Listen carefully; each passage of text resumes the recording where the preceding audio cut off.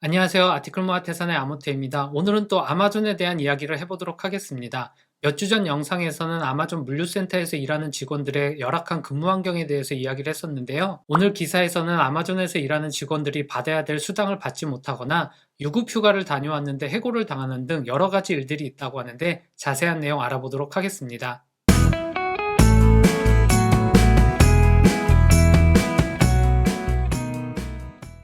오늘 기사의 첫 내용은 사진에 보이는 타라 존스라는 여성의 이야기가 나오는데요. 이 여성 같은 경우는 아기를 키우고 있어서 아동과 관련된 수당이 월급에 포함되는 것 같은데요. 어느 날 문자로 들어온 월급 명세서를 확인해 보니 들어와야 될 540불 중에 90불이 비어 있는 걸 발견했다고 합니다. 그래서 그녀는 이러한 문제들을 지속적으로 제기했지만 이러한 문제는 해결되지 않고 계속적으로 월급이 적게 들어왔다고 하고요. 급기야는 이 문제가 지속적으로 해결되지 않고 있으니 그녀는 아예 제프 베조스한테 이메일을 보냈다고 합니다. 이메일에서는 자기가 받아야 될 수당을 받지 못하고 있고 일을 처리하는 팀이 엉망으로 일을 처리하고 있다고 얘기하고 자신이 이렇게 월급을 적게 받으면서 자신의 삶이 엉망이 되었다는 내용을 담고 있었다고 합니다. 그리고 이렇게 메일을 보낸 그녀에게는 알려지지 않았지만 이렇게 제프 베조스에게 그녀가 보낸 메일을 통해서 아마존 내부에서는 내부 감사가 이루어졌다고 하고요. 그 결과 이 타라 존스라는 여성처럼 이렇게 월급을 제대로 못 받는 경우가 그녀 혼자만이 아니라 상당히 많은 아마존의 직원들이 다양한 이유로 여러 가지 피해를 입고 있었다는 걸 밝혀냈다고 하고 이러한 에러가 최소 1년 6개월 넘게 지속되었다는 것도 알게 되었다고 합니다. 그리고 이러한 에러 중에서는 그녀처럼 아동수당을 받지 못하는 경우도 있고 장애수당이나 유급휴가를 다녀오고 회사에 복귀해야 되는데 복귀가 늦어지는 일들이 있었다고 하고요. 그녀가 근무했던 물류센터 같은 경우는 1년 전에 물류센터가 열었을 때부터 이 문제가 지속되었다고 합니다. 그리고 물론 그녀가 근무하고 있는 물류센터만의 일은 아니고 다른 모든 물류센터에서도 동일한 일들이 벌어지고 있다고 하는데요. 이 문제를 아마존에서도 인지하고 이 문제를 해결하기 위해서 아마존에서도 노력하고 있다고 하는데요. 실제 문제 해결이 그리 쉽게 빠르게 되고 있지는 않은 것 같습니다.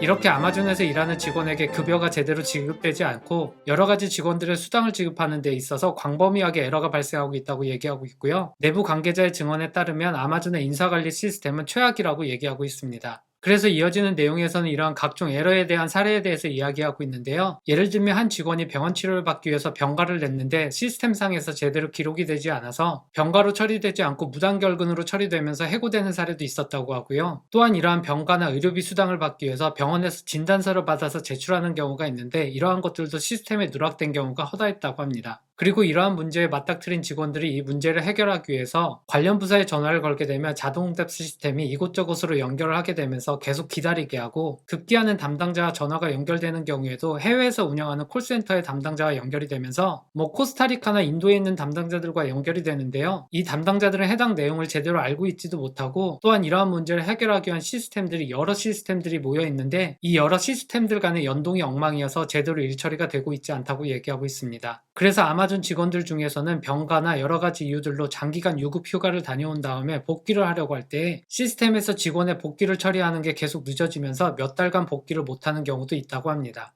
물론 근본적으로 이런 문제가 발생하게 된 이유는 아마존에서 이러한 시스템을 처리하는데 크게 신경을 쓰지 않고 또한 이와 관련된 프로세스도 제대로 정립되어 있지 않기 때문인데요. 이렇게 직원들의 급여나 휴가나 수당들을 처리하는 시스템에 대해서는 신경을 쓰지 않으면서 아마존에서 이에 대해 변명하는 내용을 보면 우리가 고객 경험을 향상시키는데 너무 치중하다 보니까 이러한 부분을 간과하게 됐다라고 얘기하고 있는데요. 그리고 지금부터는 이러한 부분들도 신경을 쓰겠다고 얘기는 하고 있는데 애초부터 이러한 직원들의 문제도 신경을 써야 됐던 거 아닌가라는 생각이 듭니다. 물론 아마존의 전체 직원 수가 물류센터 직원들까지 포함하면 130만 명이 넘는 수준이라서 그리고 물류센터 직원들은 재직 기간이 짧기 때문에 하루에도 수천 명, 수만 명이 입사하고 퇴직하는 상황에서 이러한 것들을 처리하는 게 쉽지는 않았을 것 같은데요. 하지만 그렇다고 해도 이러한 기본적인 처리가 되지 않았다는 거에 변명의 여지는 없는 것 같고 아마존 측에서도 최근에 이러한 문제들을 심각하게 생각하고 아마존이 최고의 고용업체가 되겠다는 다짐을 하면서 이 문제 해결에 앞장을 나서고 있다고는 합니다. 하지만 아마존이 이러한 문제들을 해결하겠다고 천명하긴 했지만 여전히 문제가 많이 발생하고 있다고 하고요. 이어지는 내용에서는 테네시의 한 물류센터에서 일하던 직원이 장애수당을 제대로 지급받지 못하게 되면서 해당 직원의 기본적인 생활이 무너지게 된 내용을 이야기하고 있습니다.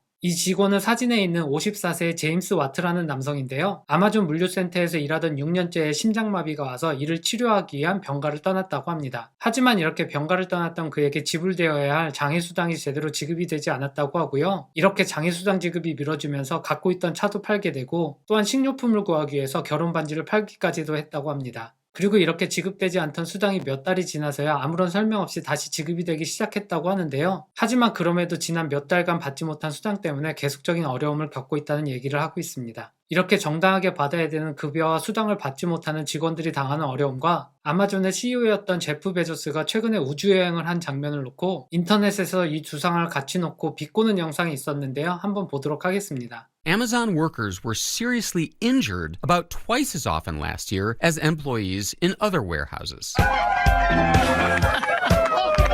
In most of these jobs in the warehouse, you are tracked every single second. When you pause, a computer is noting that. And it's also fun. And it's fun. We had so much fun today. Yeah. The company sets too demanding a pace for its workers. My workday feels like a 9-hour intense workout. Here, Ken. Yeah! Well done! Conditions that were so bad, workers have to urinate in bottles. There's the champagne. Forced onto an overnight shift and has yet to receive additional pay. He feels his job is in jeopardy every single day. I want to thank every Amazon employee because you guys paid for all this. 아무튼 이런 문제가 계속적으로 불거지고 해결을 하겠다고 하지만 쉽게 해결되지 않으면서 아마존에서는 좀 더 적극적으로 이 문제를 해결하기로 했다고 하는데요. 그것도 또한 쉽지 않아 보입니다.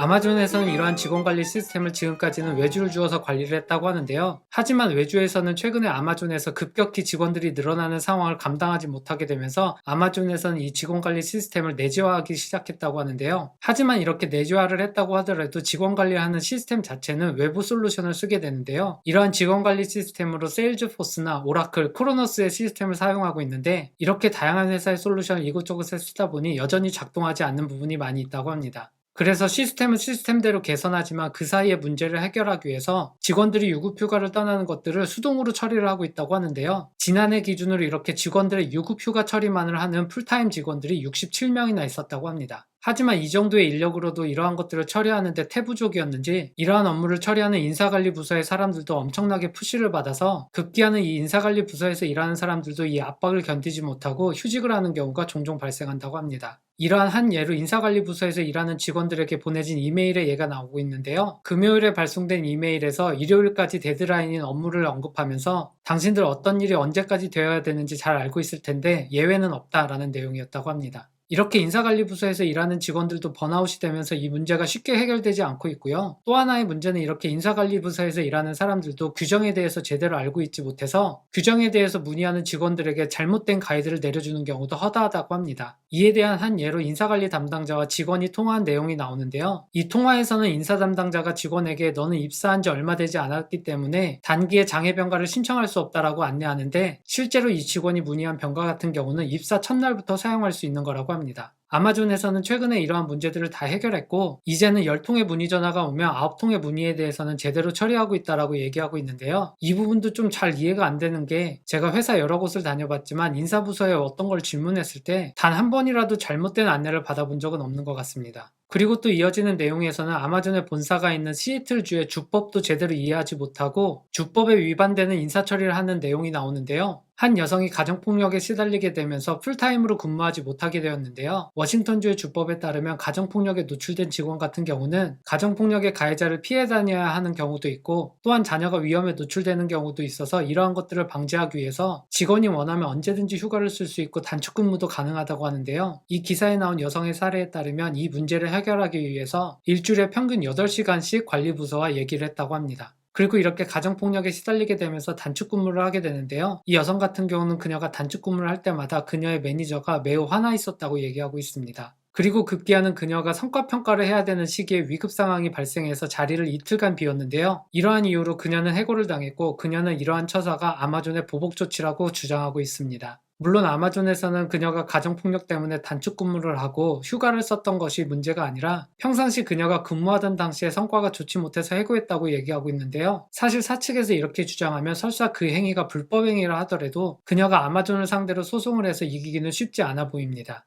오늘 아티클은 여기까지고요. 아마존이 워낙 큰 기업이고 엄청난 수의 직원을 고용하고 있는 회사이기 때문에 이런저런 부분에서 여러 가지 문제들이 발생하고 또한 이러한 문제가 발생할 때마다 언론의 표적이 되기도 쉬운 것 같은데요. 물론 이러한 시스템을 악용해서 개인적인 이득을 취하는 일부 직원들도 있을 수 있겠지만 대다수의 선의의 직원들이 피해를 입는 일은 발생하지 않기 위해서 특히 이러한 대기업 같은 경우는 인사관리나 이런 부분들을 더욱더 철저히 해야 될 것 같습니다. 또한 지난 영상에도 말씀드렸듯이 이렇게 아마존에서 일어나는 일들은 아마존이라는 기업 하나에만 국한되는 것이 아니라 아마존의 사업 전략을 벤치마킹하고 있는 많은 국가에 있는 여러 온라인 리테일 매장에서도 동일하게 발생할 가능성이 있는 문제인 것 같은데요. 앞으로도 아마존과 관련돼서 여러 가지 이슈가 되는 내용들이 기사에 나오면 공유할 가치가 있는 내용들은 계속 소개하도록 하겠습니다. 오늘 영상은 여기까지고요. 다음번에 또 좋은 아티클로 만나겠습니다. 감사합니다.